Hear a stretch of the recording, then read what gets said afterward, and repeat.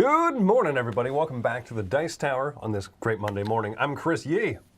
I'm Wendy Yee. And I'm Roy Kennedy. All right, it's time for Board Game Breakfast. It's Chris, Wendy, and Roy time. Oh, snap. Oh, I didn't know I could be a part of Chris time. I feel very special This now. is Chris, Wendy, and Roy time. It's like a discount version you get at Goodwill. Wait, you get more for less. What are you talking about? But see, normally it is Chris and Roy time because I'm the one that like makes Chris do funky things during Chris time, so it's okay. All right, so Board Game Breakfast. So we are excited that we've got a new sponsor. Yeah. And this Yes. would be kind of cool. So the sponsor for Board Game Breakfast is Grip Mat. So this is a company that makes custom mats for board games. They have an Etsy page that they sell through. So we can show that off here really quick, like.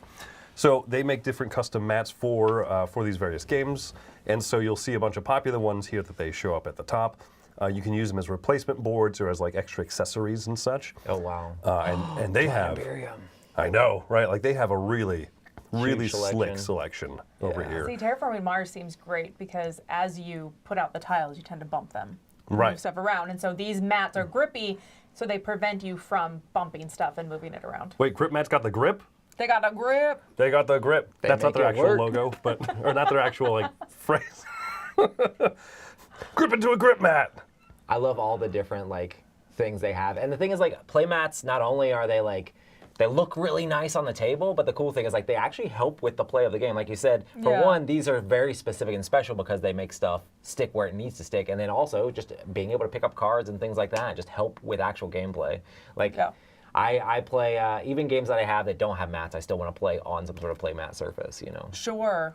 Yeah, definitely. It's nice to have that stuff down there. So we're excited about this new sponsor. Pretty awesome with that. Yep. We have some Kickstarter backers to thank for supporting us this year on Kickstarter. We're going to start out with the Ferndale Foray Blood Bowl League. Thank you. Sounds like a group of people. Blood Bowl. Pretty awesome people, I assume. Patrick Zock, Anton Tsai, Cooper and Annie Youngs, Kevin Morris and family. And family. Yes, and family. The whole family. John Justice, Daniel Westermark, Steve, and Beverly Sanderson. Thank you so much. We appreciate your backing. You guys are amazing. Yep, absolutely. So, what do we got going on this week? Well, first off, we're kicking it off with breakfast, and we're going to start off with some eye catchers. Let's cut to that.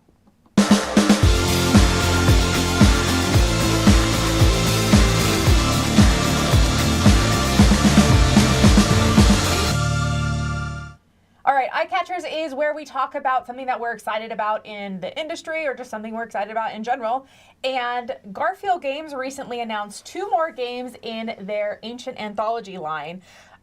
There's Scarbray and the Anarchy. Okay, so Scarbray is going to be another worker placement game. It looks like there's a bajillion resources. And I guess, I don't remember what society it was. Here, let me look real quick. I'm going to click on this Board Game Geek button, which is amazing. I'm going to tell you which society. We're going to see what's this history ancient. is. It's an ancient society. The Orkney Islands of Northern Scotland. Okay, so basically these people would make mounds of their like rubbish, their leftover tools and whatever, and they'd make mounds, and then hundreds of years later, people would dig in them and create shelters. So they like basically created their own little mountain hill things that became shelters. So it's some sort of like resource management, worker placement. Looks like there's cascading, a lot of fun stuff like that. I'm just excited. I mean, look at how many resources there are. Each one of those piles is something different. Oh, wow. Isn't that ridiculous? So I'm super excited. It is funny because all the comments that I saw on this picture were all like, I hope that you include a tray to hold all the resources. Or at least individual baggies. So that's exciting on that. And then the next one, the Anarchy. So I guess this is a follow-up to Hadrian's Wall, or like the next game in that kind of line. So it's a really hyper-intensive roll and write game where there's just a huge player mat in front of you, and you're doing a lot of like stuff in the roll and write with lots of cascading, those kind of things. But the story behind this is Henry the First King died, and he didn't have a male son, so his nephew and some duchess lady are like basically fighting over, I don't know if she's his sister or what, but they're fighting over the crown basically. So the nephew swooped in. So I think you're playing the nephew side of trying to prevent the duchess from taking over your power that you basically were like, no, I'm the next male in line. I should have this. So I'm very curious. It looks like it might still have a lot of that, like protecting from being attacked kind of stuff. Oh, interesting. Yeah, so this is what I'm really excited about both of these, man. This little mini sideboard almost looks like After the Empire. Yeah, a it looks bit. very After the Empire. Yeah. That's cool. Oh, I bet that's like your drawbridge protection and your moat protection. You gotta have the moat protection. If you don't have moat protection, I have alligators. a level 3 die not moat in protection. Yeah, I don't know. I don't know much about this, but you can look at it, just look at the sheets, and you're like, okay, looks like Yeah. Bobby Hill is doing Bobby Hill things. Yeah, This is for definitely like sure. a sequel to Hadrian's Wall. Very excited about these. Love it. I'm super excited about it as well. So yeah, the I love that Kickstarter is cover. coming soon. Both covers, I think, are super striking. Oh, yeah. Yeah, I love it. All right, my eye catcher. This is something that's coming to GameFound this year. They don't have an exact date, I don't think announced or anything, but this is Valheim, the board game from Mood Publishing. That is a monster, man. That is a monster man. Wow. Yeah, he sounds like that. It's like a mix between what Roy just did and what's his name, the green guy from Ghostbusters. He's got a case of Slimer. the Mondays. I don't know why the chat is talking about Garfield. Did we? Garphill games? Did I say it wrong? Did I say No, Garfield it's games? because that I think Joey or somebody kept calling it Garfield. Oh, And okay. now the chat's stuck on it. Oh yeah, absolutely. Because they're Whatever. children. I mean, you guys are amazing. No, it's because Joey messed up.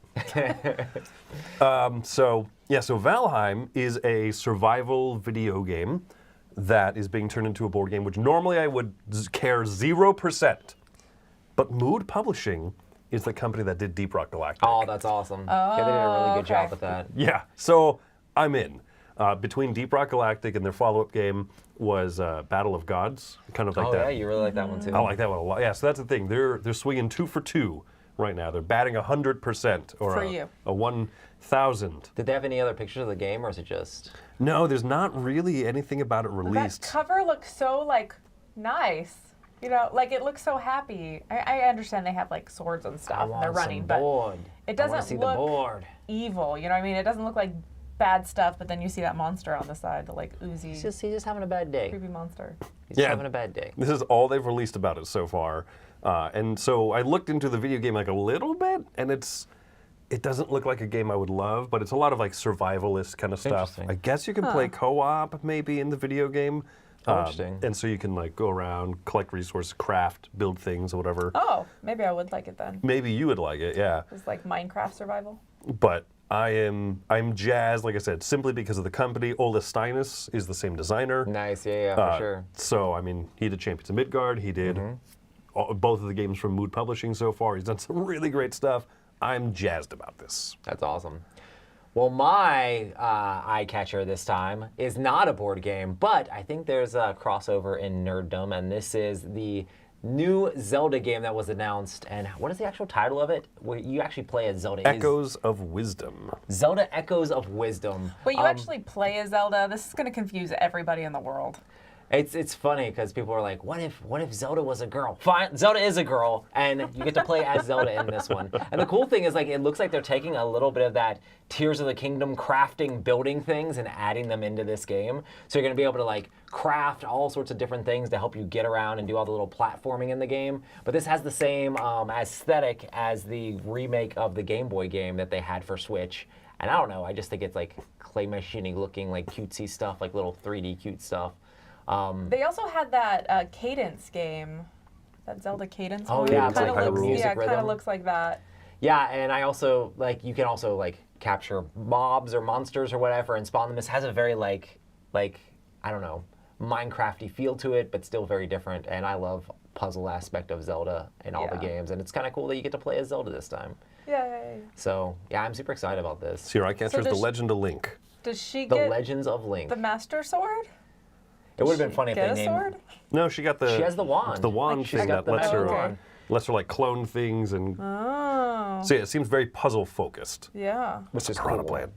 Interesting. And you get the monsters to fight for you. I mean, who actually needs to swing a sword? I mean, honestly, like Link is just one of her little mobs that she has to fight for anyway. So Zelda's the true. real mastermind behind the thing. The game is true. named after her. Link actually makes no decisions. Right. We are. Zelda's controlling us. So who then said- controls Link. Right. And Zelda said, Link, go save us. And, he does. My brain exploded. So, But yeah, I'm super excited for that. So that'll be fun. Yep, that's super exciting, and I will be playing a lot of that when that comes out. Sweet. All right, well, I guess we'll go on with more contributors.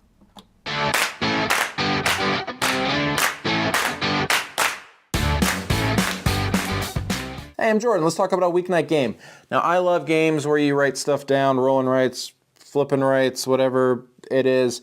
I've talked in this segment about kind of that meaty roll and write line from 25th Century with Three Sisters and Fleet the Dice Game, Motor City, French Quarter was the most recent one from there. And this is not part of that line, but it has a lot of similarities, let's say. This is Draft and Write Records. Now, first off, this theme is excellent. I love the idea of gathering a band, going on tour, playing some shows, writing some songs, recording some records. I have no musical ability, but I am definitely a fan of those who do have those musical abilities, and I will live vicariously through them. And this game allows me to continue doing that. This one only has one roll and write sheet, but it is a big roll and write sheet that easily could have been split in half. But this one has a lot of the combos that you have in a lot of things. So you might take an action, it triggers over here, triggers over here, triggers over here, and then your turn's over, and then you get to do another one. And instead of rolling dice in this one or flipping cards, you actually have a hand of cards. Think Seven Wonders, Sushi Go, you kind of pick and pass.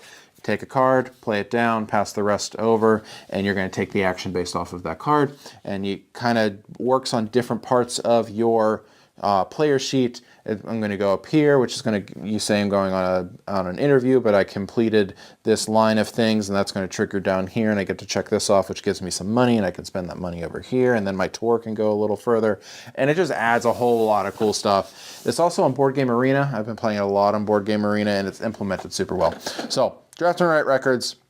If you like these kind of games, check this one out. I think this one is really, really cool, especially with its theme. There you go. I'm Jordan. Thanks. Hello there, my name is Aaron and welcome to One Word, One Question. Today's word is collectible, specifically referring to collectible card games. I played Keyforge for the first time the other day, which is a unique collectible card game in that every deck is unique and you can't build your deck or just buy cards online to improve it. You're stuck with what you got. And that got me thinking, what's your approach to collectible card games? Answer A, if you prefer to focus on just one game in particular, so maybe Magic the Gathering or Pokemon, you just focus in on that, you buy decks and cards and so on, but you don't really do anything else. Answer B, if you have a couple card games, maybe you've got a couple decks of Pokemon, and you've also got some Magic the Gathering dual decks, but you don't really have just a large collection of any one thing. And answer C, if you just abstain from the collectible card game realm completely, which is totally understandable given that it can be a huge money sink for some people. Now, as for myself, I fall into group B. I kind of just dabble in a lot of things. I've got some DC Versus decks, I've got some Quick Strike decks, which is a weird game that only had 3 different sets, 2 of which were Avatar and Pirates of the Caribbean. It's just a strange game. And, of course, Magic the Gathering and Pokemon on top of that. But I don't really focus on any one thing. I really just play casually. So I'm curious to know your answers in the comments. What do you think of collectible card games, and what is your approach? Look forward to reading them, and if you enjoy the content, consider subscribing to Board Games, Bricks, and Hobbies. Take care. Bye.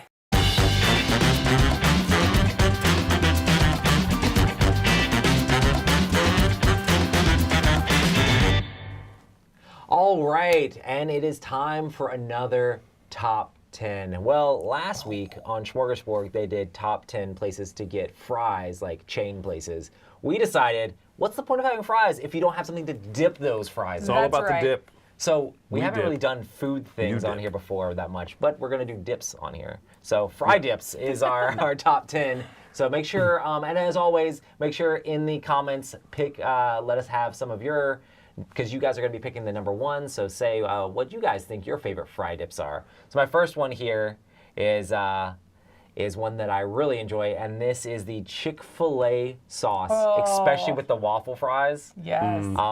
So much so that I actually like have a bottle of Chick-fil-A. You can buy it at Walmart now. I have a bottle of 100%. Chick-fil-A sauce to dip fries and dip chicken Are and you things an like that in. OG sauce or a Polynesian sauce person? Because they have both. I just do this, like the Chick-fil-A sauce. I mean, I'm sure it's some sort of concoction of like barbecue sauce and mayonnaise mixed together or And something mustard. like that, and mustard. But yeah, Yeah. it's like super good. Like it's delicious, and yeah, I'm quite a big fan of the Chick-fil-A sauce. Yeah, you got to go with the waffle fries. I mean, there's nothing wrong with using other fries, but like this picture is where it's at. I feel like with Chick-fil-A sauce, I want the waffle fries secondary to the sauce. Like I'm eating the fries to get more sauce in my mouth. Having the stuff at home or whatever, like I also like put it on tater tots. It's good. Yeah. With chicken good. nuggets, so good. Yeah. All right, so number 9, coming from me here.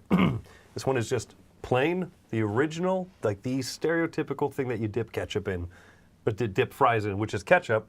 But I simply love it.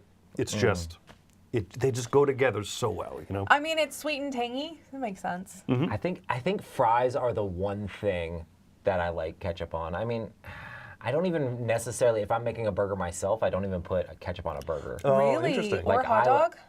No, I Are definitely you don't a put ketchup on mustard hot- dog person? I do mayonnaise and mustard and chili and nacho cheese on a hot dog. Wait, mustard So you go with hard. chili and nacho cheese? 100%. Oh, that sounds 100%. Get out of here. Do you dip your fries in it? Like slide it off the No. top of the... I don't normally eat fries with a hot dog. Yeah, I don't know. But nothing's stopping you from doing so.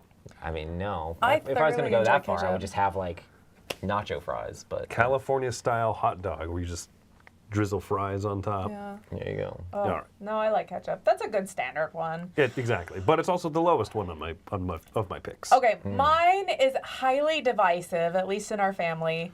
Oh, it's divisive worldwide. It is. So I think that ice cream is a delicious thing to dip fries in.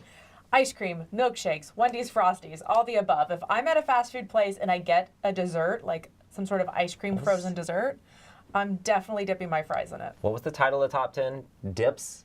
Hey, I hope this dip doesn't melt. I didn't realize that ice cream was a dip. It is a dip. Don't you dip? Have you ever dipped your fries in ice cream? I mean, I have, but not regularly, it's a not on dip. purpose. Not. No, this is like my childhood. This is what we would do. Like whenever I'd go shopping with my mom or something, we would stop by McDonald's or we'd stop somewhere and like Wendy's Frosties or whatever, and we'd get French fries and ice cream, and we would just dip them and eat them that way. I love it. I don't mind it, but I don't derive more satisfaction from it than I do just eating them separately. Be like, oh, these French fries are amazing, like in ketchup. Oh, this ice cream is now separately amazing. Like I remember it was very popular back in high school. People were talking about the Luther burger, where you'd put a hamburger in between donuts, like glazed donuts gotcha. from Krispy Kreme Yeah. or something. And I tried one of those, and I was like, this is actually not disgusting. But also, I could have more fun if I just ate them separate, Yeah. as separate entities. So that's where I stand with ice cream. It's on interesting because fries. I like them separate, but I also like them together. There's something that's really fun about dipping it in a milkshake, dipping it in ice cream. I enjoy that. Mihaw's comment is very, very straightforward. Nope. All right, back to you, Roy. Number The 7. next one here is Wendy's ghost pepper sauce. Oh, it's interesting. They actually like make it where you can just throw it on top like that. What? There's dips so you can get them in as well, but Wendy's has this ghost pepper sauce that I really enjoy.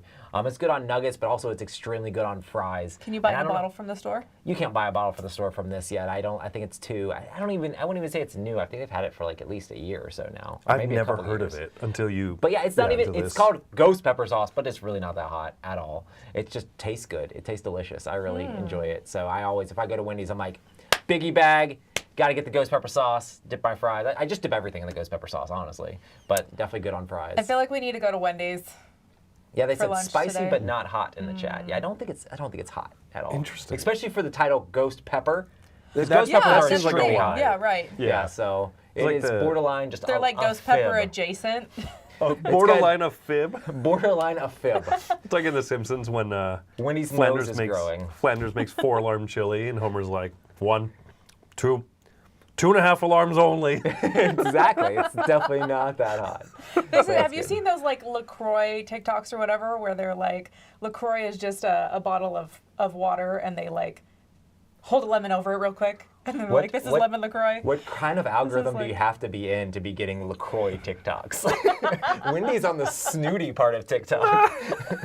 But it's like that. They just like hold a ghost pepper over the sauce. They like looked at it. There you go. There you go. Was once in the Looked at presence ghost of pepper ghost sauce. pepper. Yeah. There you go. All right. Hey, number 6. How about something a little bit more exotic than ketchup, right? This is tzatziki sauce.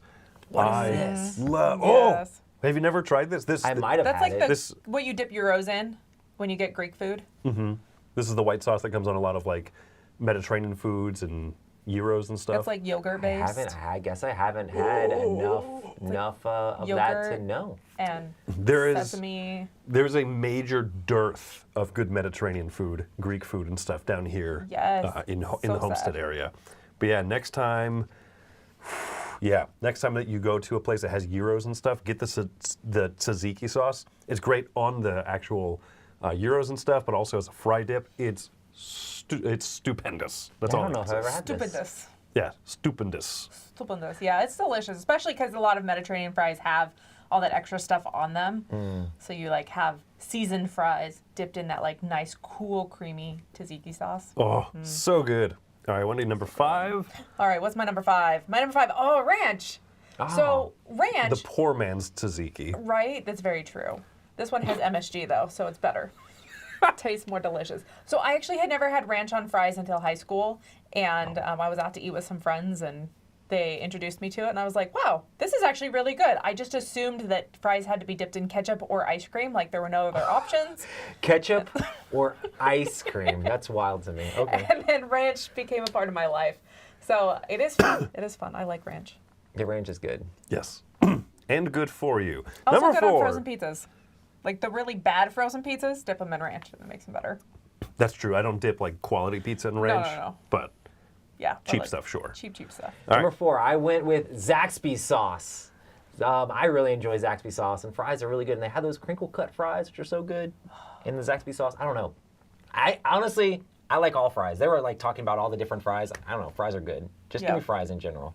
But yeah, Zaxby sauce is delicious, and they guard it too closely. They give you like 1. I'm like, I need like 5, but it's really good. Zaxby sauce is delicious. That's true. It's one of those places that I'm like, can I have like 3 more of these? Is that, are you charging me? Because I don't, like, for I some don't want reason. just 1. Yeah. But I'll pay the extra quarter, though I feel a little bit weird about it now, you know? Exactly. So I thought delicious. that crinkle cut fries were disgusting as a kid. What? Because I had never had deep fried one. I only had like the steam baked ones from elementary school, really gross lunch.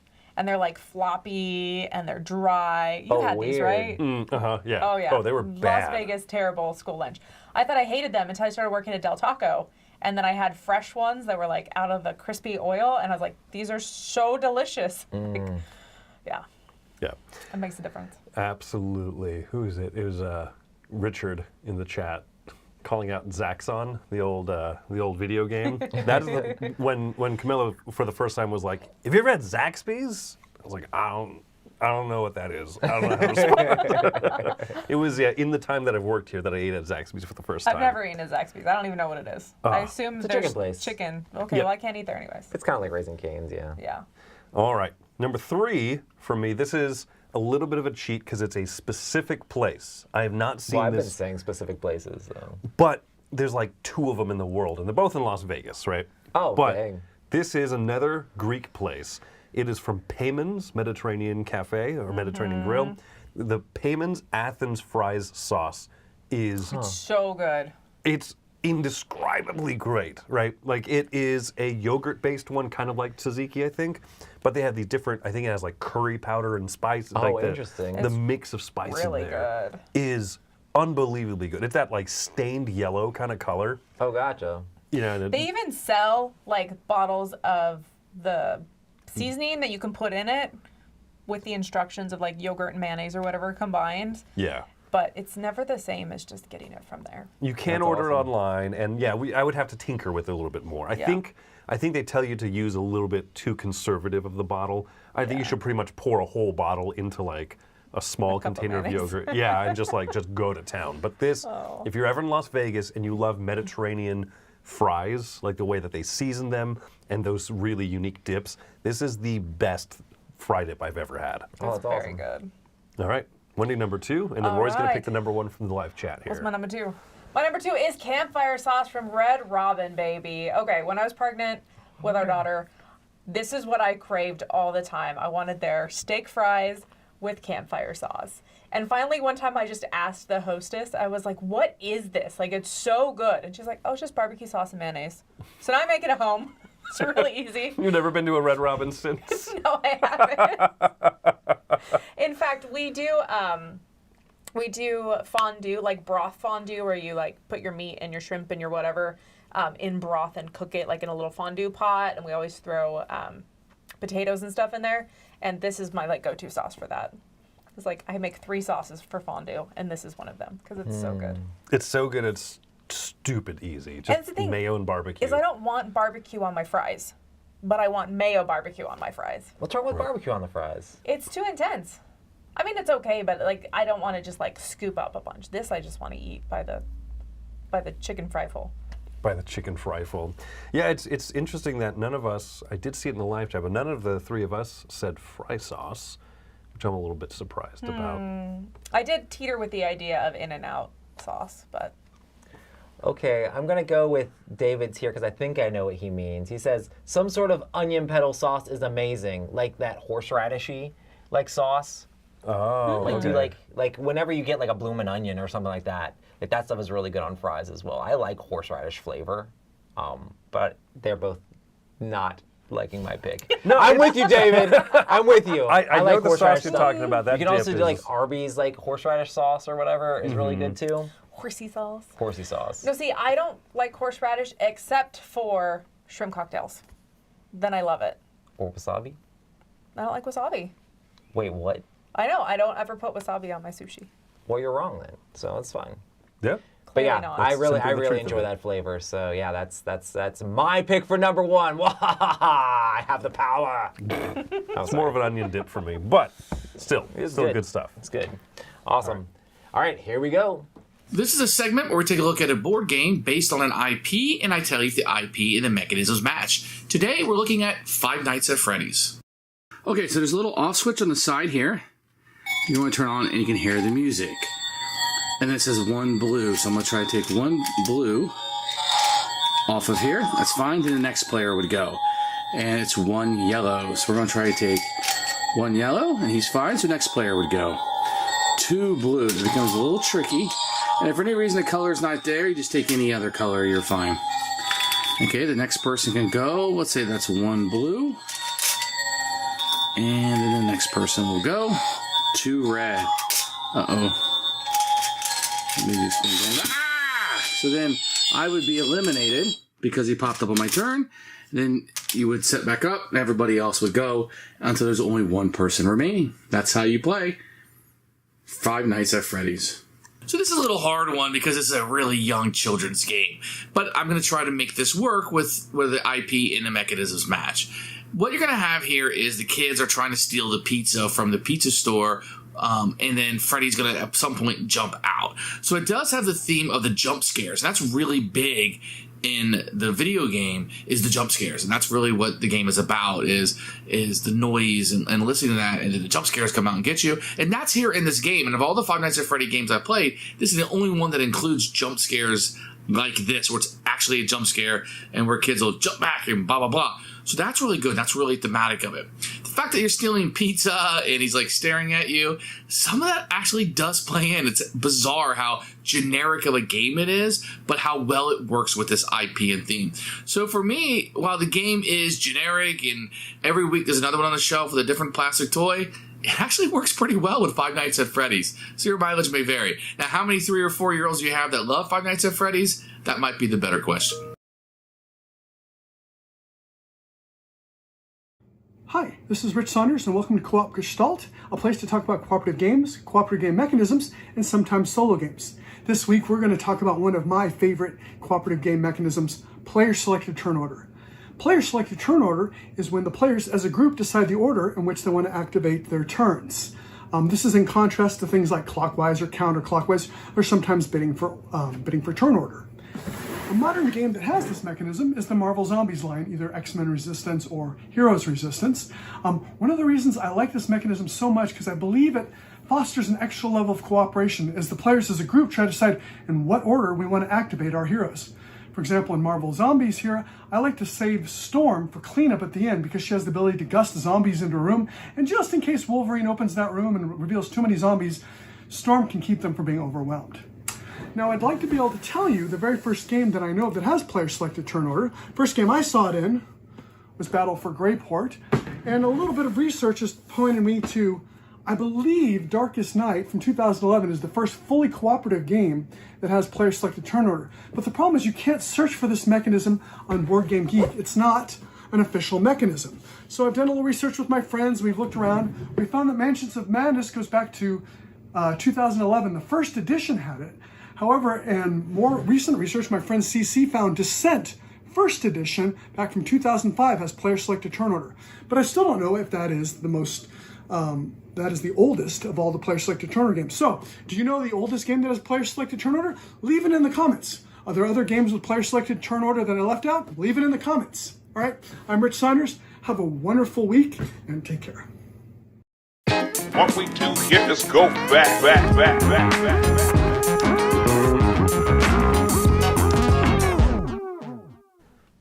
All right, let's go back to the year 2002. This was a good year. I was in high school. Yeah. As were you. As you? was I? No, I was in middle school. You were at the end of middle school. Because I'm a baby. I didn't play this game until it was already out of print. So I didn't play this game until 2 days ago, so. Yeah.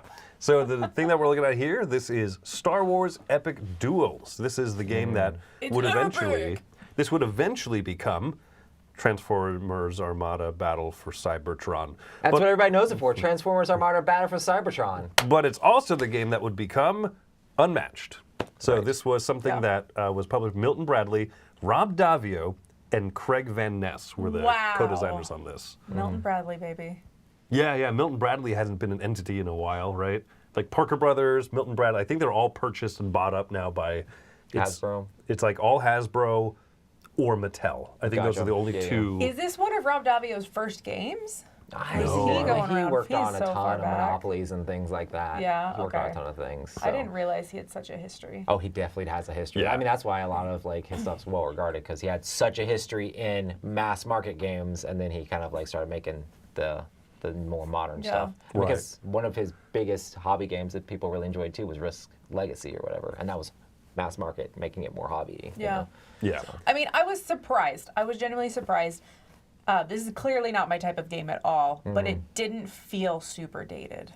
That's cool. So I thought that was really cool about it, that it felt like a modern I haven't game played like it this. in so long, and I play so much Unmatched. But what all are the parallels? I mean, obviously the board very different. This is just straight up square grid that you can run around in. I remember having cards for the different characters, and Yeah, the certain cards for the cards could only characters. work on certain characters. So it's like, okay, this is Princess Leia's. I have the Princess Leia card, and I have the Luke card, or whatever. Yeah, your so- teams are. You've got the attack and defense values. Every team is, so you can see this is what a player board looks like. Every team is like Count Dooku is the main character, and then he's got two battle droids, two super battle droids, whatever. Or Han is the main character, Chewie's the secondary, right? And so if your main character gets eliminated in a straight up duel, you're gone, kind of like an Unmatched, right? Right, You can't be survived by just the side character. Let's see, instead of the point-to-point movement, it's got the whole grid. You have a movement die. I was a little bit concerned when I saw the die in there at first. I was like, oh, this is going to feel really dated. But the die is actually just your movement. So you get a movement phase at the start of your turn. You roll the die. On a green side, you move one of the characters a bigger number. If you get a red side, you can move all of your characters, but it's a smaller number. Oh, interesting. And then you get two actions, draw cards or play cards. And so you can definitely see that the cards are kind of like an Unmatched, right? So they'll say, this is like a Mace Windu card. Are they all versatile, basically, or for the most part? For the most part, yeah. Gotcha, that was okay. kind of fun to see. Most of them have an attack and a defense value. And they'll also have cards designated for your secondary character or characters.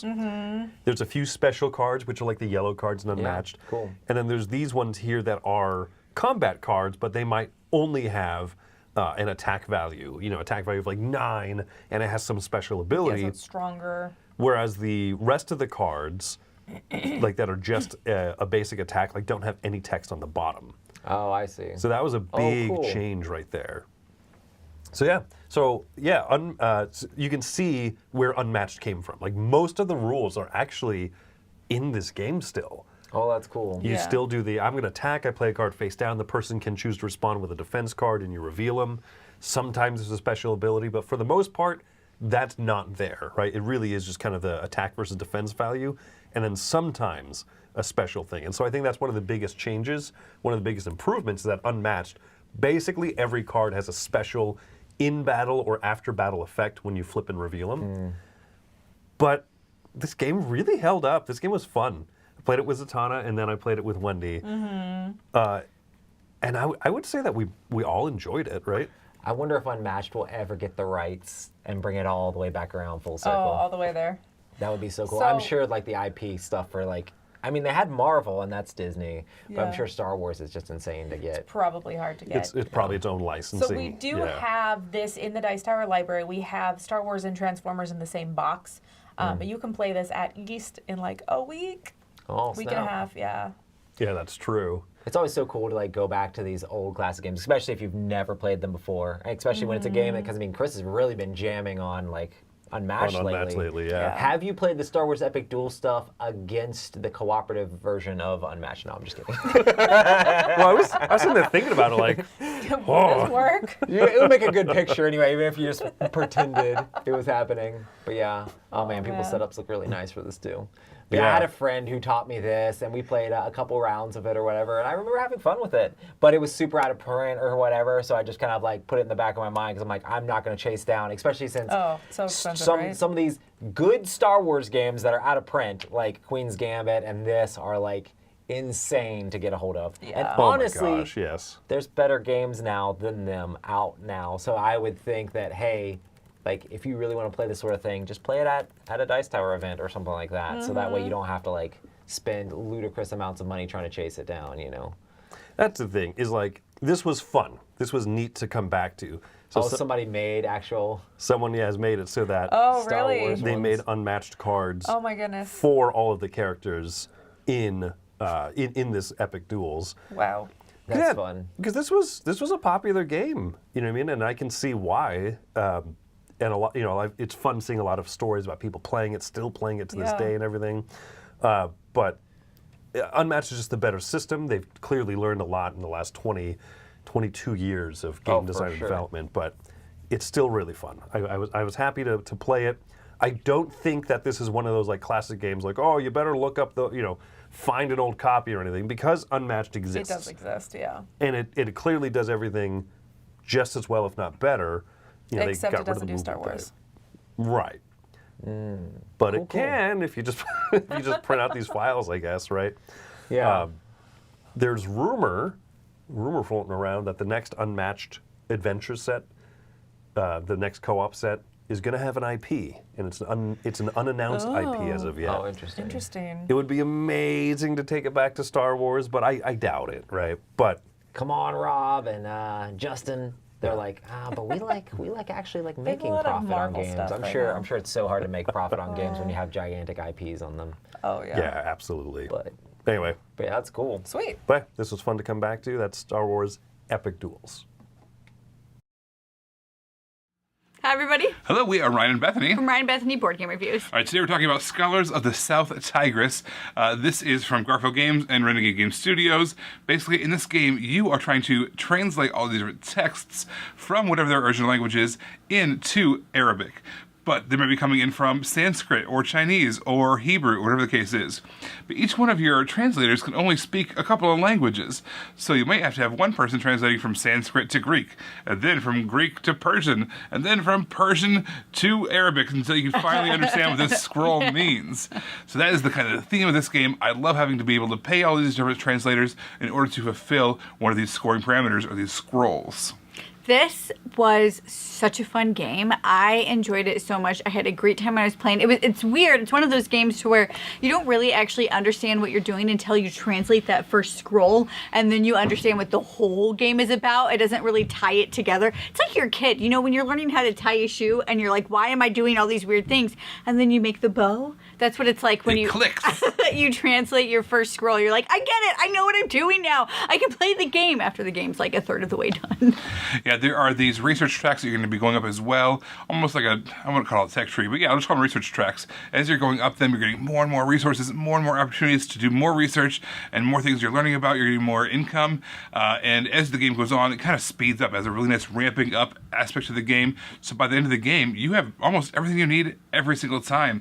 And the game ends right there at a high note, too. Yeah. So you're not like... Some games kind of leave you wanting more, which is a nice feeling. Yeah. Some games go on a little too long. You just start like slogging through at that point. Yeah. No, this game ends right at the climax, the perfect timing. It does. It does end. You don't feel like it went too long. It lasted the perfect amount of time. We really enjoyed this. This was a fun one. We will be playing it a lot more in the future. Well, everybody, if you want to hear more from us, we are Ryan Bethany Board Frame Reviews. You can find us on YouTube. This is Ryan. I'm Bethany, hoping you have a happy, healthy breakfast. Bye, everybody. Bye.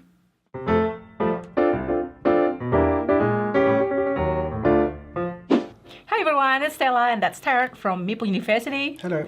Today we are going to talk about Curtisans, this really simple turn, really simple play, but it backstabs a lot and it's really fun. Yeah, this is a game. I think of it as being in the mini rails kind of world. Fundamentally, every turn you have 3 cards in your hand. They can be one of 6 colors. You keep one, you give one to another player, and you put one in the middle. And the one you put in the middle is either positive or negative. You just go round and around the table doing that. You get 3 new cards at random every time. And at the end of the game, any cards which have more positive cards in the middle are worth 1 point if you have it. Any cards that have more negative cards in the middle is worth -1 point if you have it. And then there's a couple of endgame objectives that you try to chase to throw on top of that as well. And that's how to play. See you later. Kidding. We really enjoyed it. I played this with my 10-year-old and 12-year-old niece and nephew, and they really enjoy it. Like, we're surprised they're not fighting after that. We keep make sure they're not fighting, and then okay, just attack me, not attack them, or that they even like negotiate. All right, let me just give you this nice card if you give me this other nice card. It's really fun. Yeah, it's a very simple entry point, and the cards aren't all just blank. There are some which have abilities. There are some that let you remove another card. There are some that count double, and there are some that you play face down until the end of the game. So there's a bit of mystery and secrecy by the end. Really enjoy these card games, Curtisans. Thanks for watching. Bye.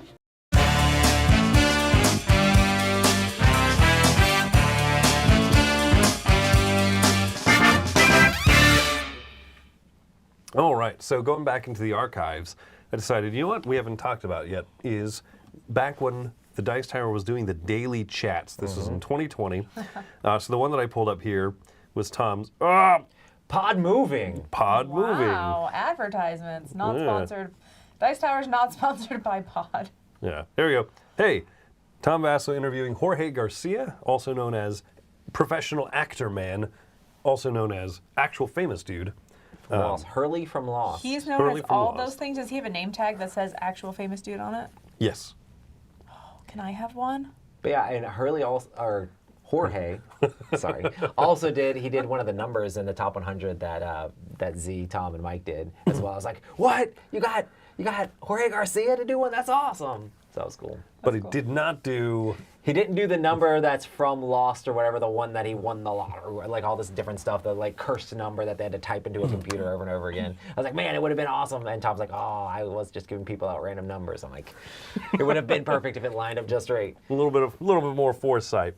So this is interesting, one, because Jorge Garcia is probably one of the most famous people to have been on the Dice Tower.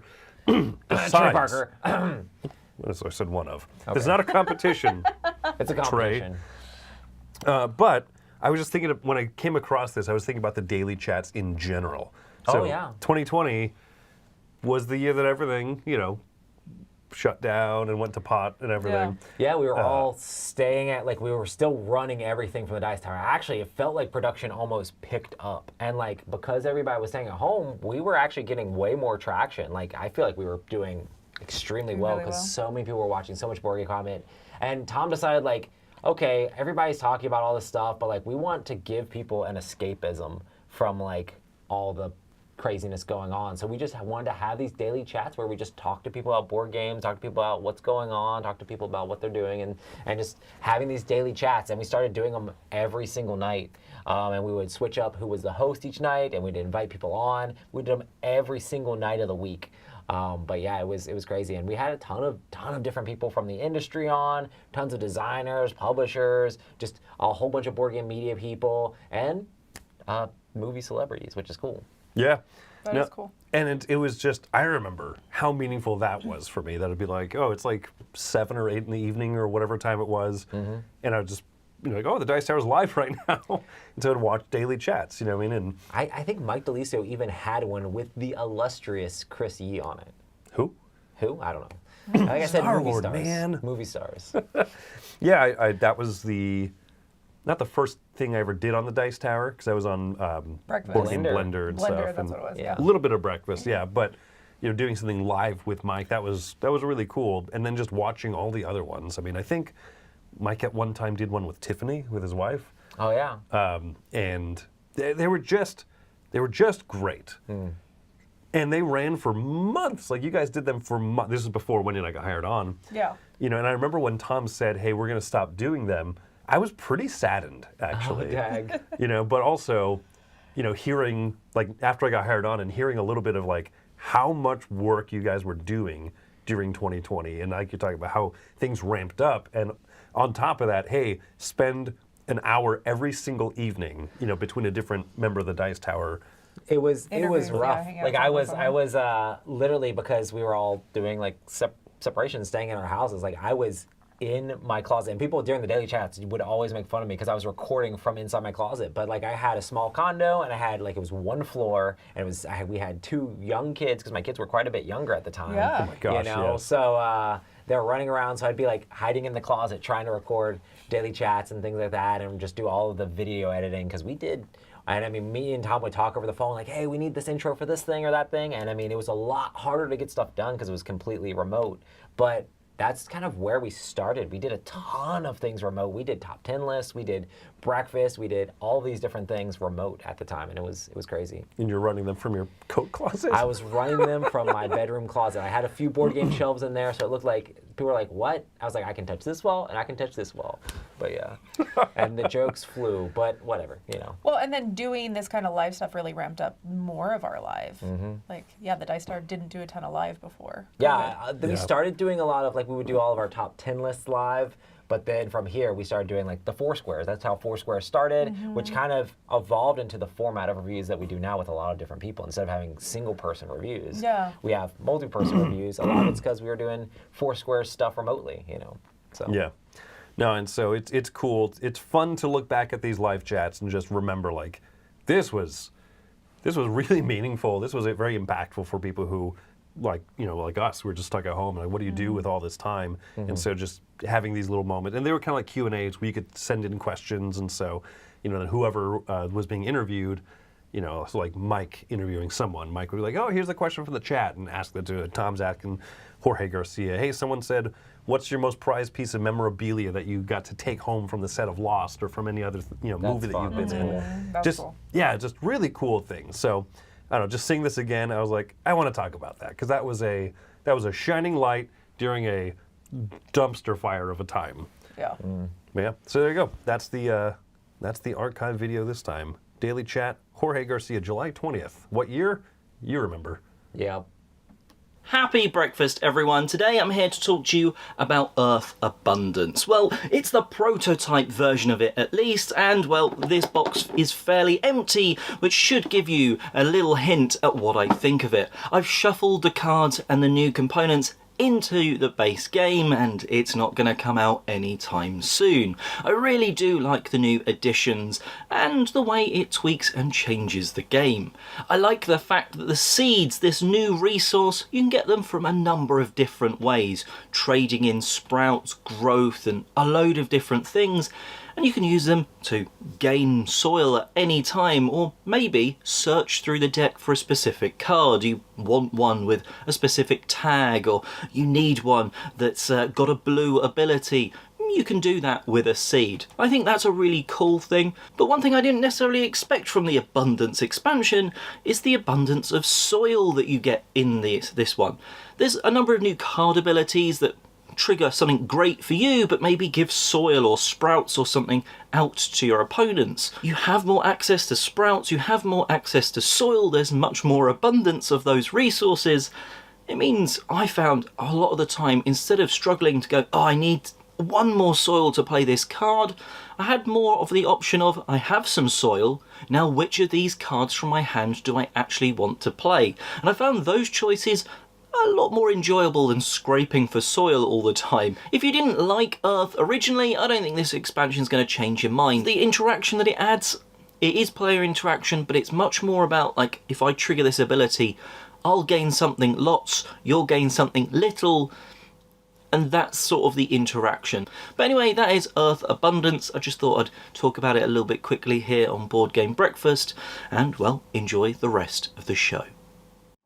Hello, this is Oliver, and today I'm going to be talking about the heavier version of Wordle, which is called A Message from the Stars.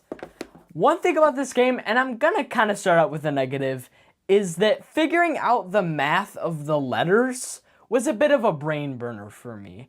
But, you know, giving the clues, like, of the words that you have is pretty easy and simple. Like, all you have to do, look down at your card, see your word, write down a word that kind of correlates with that. So that part is fun, but the math is a little bit hard. Another thing that I like is I think the components are really nice. I think it has some really nice big chunky dice. The board or the screen cover thing is really cool. Like, you can put cards in it because it has little sleeves that you can, I think that's really cool. The art looks pretty awesome, I'm not gonna lie, and I really like the space theme. And just, it makes everything look pretty good on the table. And like, if you didn't get the big chunky Kickstarter dice, you would have gotten just one little mini normal dice, which I think is funny. But this game does look great. Another thing about this game that I like is that it is like this fun party game on the surface, right? But then you can kind of get into more of a complicated aspect, which some people may like. Some people may be like, well, these party games are just way too easy. I have the biggest brains in the world. You can't match me. But then they get something like this, and it's like, you know, they have a little bit of a challenge, right? And I think that's a really cool thing that I haven't seen many games do. Like, All Play is always coming out with those games that not a lot of people else do. But that's all I have to say about Message of the Stars. Have a good breakfast. Bye.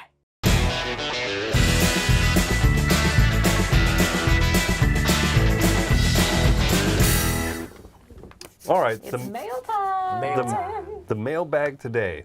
I'm just going to go ahead. The person in the video did not do a great job of introducing who they were. So we're going to break tradition here. We're going to introduce them for them. So Kyle Spackman is one of the two founders of Bitewing Games. Oh, nice. And so, yeah, so he did something different besides introduce himself. Run footage, I guess. Guess what time it is? Mail time! Mail time, mail time, mail time! Here's the mail, it never fails. It makes me want to wag my tail. When it comes, I want to wail. That song's a little bit longer than I remember, so I'll go ahead and just cut it short there, and we'll jump straight to the mail. Let's see, from Chris Yee. Alright, he told me he was going to send this to me, so I'll skip the introduction, all the pleasantries, and we'll jump straight down to the mailbag question. Can you help answer this question? Cleaning up old games is becoming very popular lately, and not just because of restoration games. When do reprints of old games excite you, and when do they not? Hug, hug, kiss, kiss, little hug, little kiss. Chris Yee. So I actually really like that we are looking at restoration games because I really like their design philosophy. I was just looking at their website about it. Basically just saying, hey, here's some older games that we absolutely love, but that maybe need a little bit of fresh air in them. And so I think they've done some great jobs. We'll look at some other examples though. If I look at Libertalia, and I've only played it once or twice, the old and then the new version, and I really actually like what they did with it. I like that they took the old game and really emphasized some of the best mechanics and tried to streamline it and update it to an audience for today.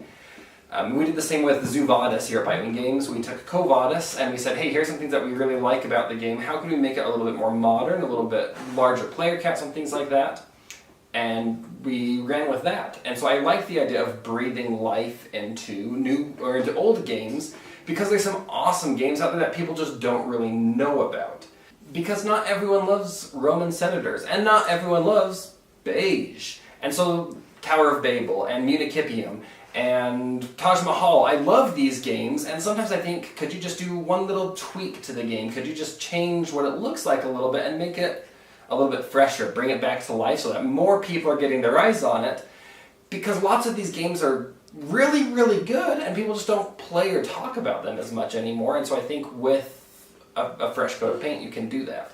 And so a few examples that did that, I think, are Raw, that took the same game and just revitalized it. Another big example for me when I'm excited to see a game redone is when it's something like El Grande. Love the game. It might be my #1 favorite game, but when I want to bring it to game night, I can't. It doesn't fit in my bag. And so having a smaller box, just the plain game, that I can actually get, because it's out of print, if I can actually get a copy that looks good and fits in my game bag, awesome, let's redo the game. And I would love for it to not take up so much space on my shelf. What I don't love when people make new games is when they do just a lateral movement, and so you take a game that's great and say, hey, here's something different, let's do that. And I feel like you don't always know. Everything's going to be objective, not every change is going to be everyone's favorite. But I feel like you can tell a little bit when you think like, oh, like they like actually took time under trying to improve this versus, hey, they just want a cash grab, they're just trying to get more money. I look at Trekking the World right now, it's on Kickstarter, and no promo here, I was just looking at it. And I think it does a really good job where it essentially says like, hey, like we've updated the game. Video games get to do it, they get to do patches and updates and things like that. And board games, you can play test it a lot, but you're never going to be able to play test it as much as the first week when it gets in people's hands and hundreds and thousands of people are playing the game. Over years, you're going to find some changes and you're going to be able to make some tweaks to the game that will improve it. And I think it's a good thing when they say, hey, we've made a second edition or we've updated this game and we've done something different, we've breathed new life into this old game. I think it can be a great thing. So all in all, my end thoughts, I guess, are when am I excited when they do it? Most of the time when I feel like it's sincere, when I feel like they're trying. It doesn't mean the game's going to be for me, no. But is it going to bring to my attention a game I maybe didn't know about and I could even check out the original if I think that'll be better? Yeah, sure, and I think that's a good thing. So I'm generally pretty excited when we do new versions of old games, as long as it's necessary. Like, should it happen every 5 years? No. But is it a good thing? I think so. I don't really know how to end this, so... Hug, hug, kiss, kiss, little hug, little kiss. Bye. Oh, Kyle. Oh, Kyle. Little hug, little kiss. Oh, man. I love it. So, I don't know. I think that's an interesting question. What do you guys think of when do reprints of older games, like when are they exciting? When do they not work for you guys? I guess it's interesting. I mean, if it's a game that's super highly regarded that people haven't been able to get a hold of, then it's like, oh man, that would be really cool for people to be able to get that back to the table and things like that. So, and especially like to help it make it more affordable for people. I know there's been a lot of reprints of games that they've been doing on GameFound recently with like, oh, we're gonna have a crazy super deluxe version, and that's interesting. They haven't done ones for it's all like Euro games, but it's cool to have those super nice versions of Euro games. I feel like that's the Foundations of Rome effect almost, you know. Oh, interesting. Yeah. Deluxify it, make it nicer so people want it. Yeah. I have zero issue with beige, but I do understand that feeling of like, do you want to play this pretty looking game or do you want to play this ugly looking game with really bad artwork? It's interesting because my favorite thus far has been the Roxley treatment on brass. I mean, they with Birmingham, they changed the game significantly. They took the core and the heart of it, but they changed and they did so much to it to make it an even better game. But that's definitely my favorite. But I'm not necessarily one of those people that's like, oh, I'm so excited to get the new version of this game. Like, if I like a game, I'll play it whether it's ugly or it's nice. Gotcha. Yeah. But I do agree with Roy that if it makes it accessible so that people aren't paying hundreds of dollars for a little game just because it's rare and it's old, I think that that's a beautiful thing for the hobby. Yeah. It's a weird thing, right? Like, I look at brass and the fact that they reprinted the original, and I think they only changed, like, honestly, 1 or 2 rules. There was like a weird little connection. These 2 cities are sort of connected, but not by roadway. It was like this weird rule that a lot of people would forget if they were learning the game. They just kind of cut that one little rule out. And otherwise, Brass Lancashire was just a really nice reprint of the original Brass. And then they also came out with a new game that, you know, people could argue, like, oh, it's really not that different. It's pretty different. Gotcha. But I like that they Similar offered. system. I like that they offered both. That's Yeah. cool. And so if you want to get Brass Lancashire, you can. You can get the original one. And they didn't just like tweak a few things and were like, yeah, it's like the new edition of Brass. No, they made a different game. I agree. That's one of the best ways that I've seen that done. And it's a little bit more in line with what Restoration Games kind of does. Right. And so that was part of the example of the question. They make the new game. And in my opinion, they make it better, kind of like they did with Birmingham. But not everybody agrees. But it's also nice then that the original exists. And if you want to play that one, you can. Sure, I don't have any desire to play the original Dark Tower. Yeah, I'm normally more I like the excited. modern one. I'm normally more excited when somebody's like, "Oh, we reworked something like and made it awesome and new." You know, I mean, even when they have new editions of stuff, like if it's a game that I really liked before, they're like, "Oh, we're making a new edition. We changed this and that. And we've like made it even better, made it more accessible, made the artwork updated, all that stuff." It's always really exciting for me, especially if it's a game that I love. You know, it's like, "Oh my goodness," it is heartbreaking when a new edition comes out for a game that you really love and the older one looked better or the older one was better. Had better mechanics. Looking at you, Wizwar. But anyway. Well, I was thinking other than RKO that, Society versus Ethnos. Like, Yeah. I preferred Ethnos. Yeah. Yeah. As far as like the gameplay, you mean? So. Yeah. And that one was a disappointment to me because I know that the hard thing about reprinting some of these games is that people are very precious about the one they like already. And I understand that I'm that way, right? I love Ethnos so much. It's my number 3 or 4 game, right? We just did our top 100. It's up there. And so to make our Chaos Society and make it kind of that like smaller sidestep, Right. it's not a big change. It's just interesting. And it's not the original. Because I'm sure the designers and the team or whatever were thinking like, oh, we're making a better version of the game. Sure. But it's very interesting when the audience doesn't necessarily agree with it, and then it's like the opposite effect. Like, so it's where it's like, oh, we're gonna bring this thing back into print so people can get it easier, and like now you can get the new game.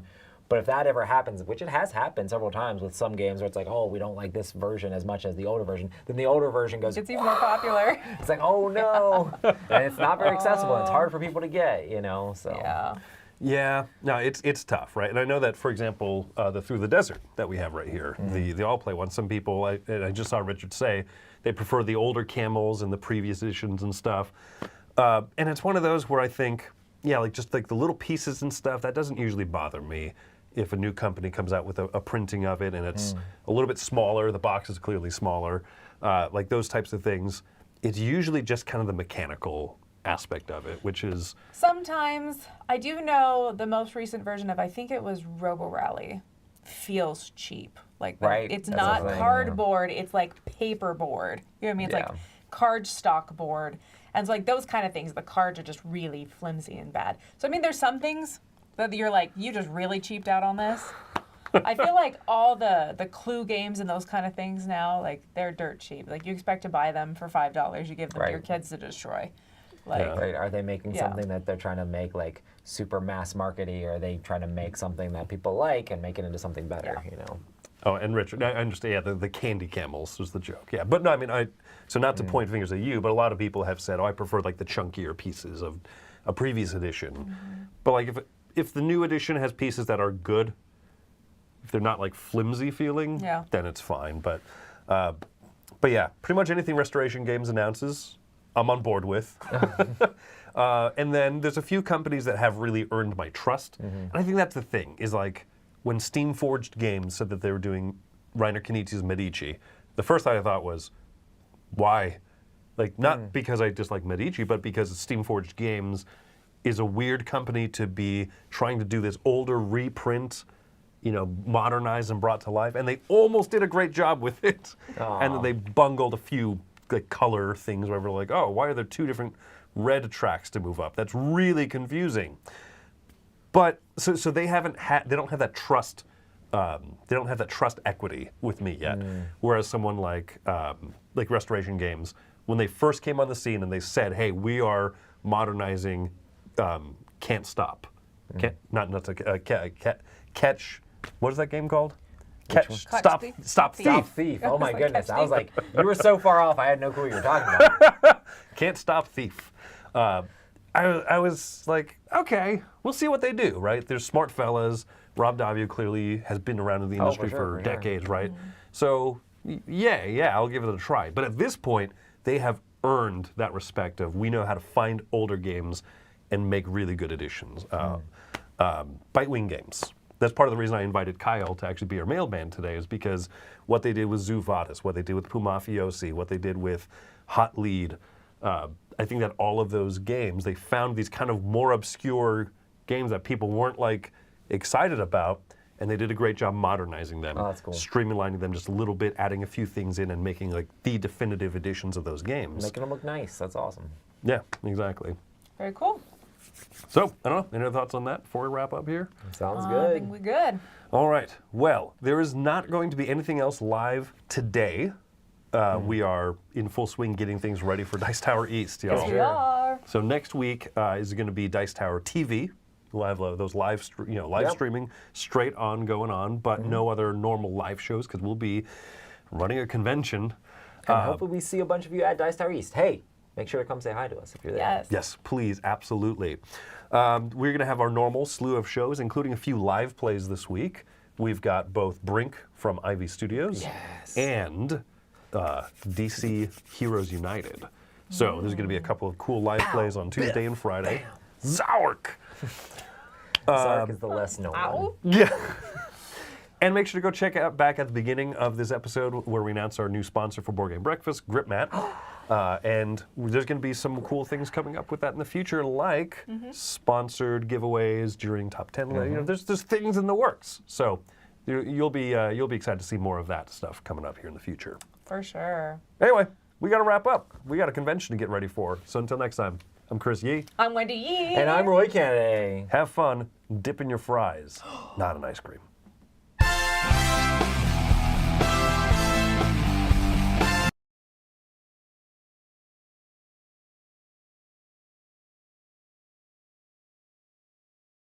If you want to know about our events, our cruises, special things that we're going to do live here in the Dice Tower, subscribe to Dice Tower Digest. Go to dicetowerdigest.com. It's a newsletter that we send out bi-weekly. We won't use your email for anything else. This is just to get you some information about the Dice Tower so you'll be up to date. Thanks for watching.